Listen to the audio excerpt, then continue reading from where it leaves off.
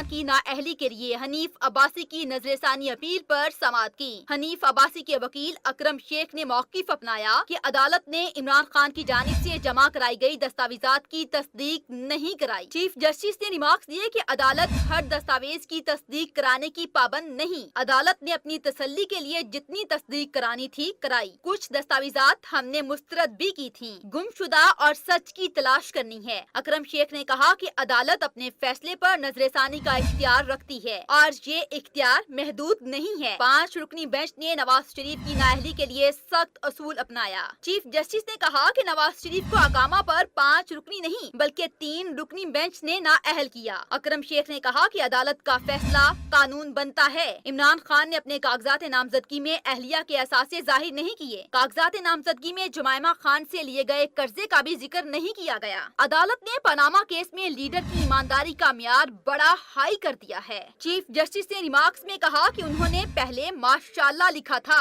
انشاءاللہ بھی لکھ لیا ہے۔ بیان حلفی واپس لینے کی استدعا اس انداز میں نہیں تھی جس میں آپ کہہ رہے ہیں۔ نواز شریف اور عمران خان کے لیے الگ الگ معیار مقرر کیے گئے۔ پیمانہ عدل یکساں ہو تو کوئی شکوہ نہیں۔ عدالت نے دلائل سننے کے بعد حنیف عباسی کی عمران خان کی نااہلی کے لیے نظر ثانی درخواست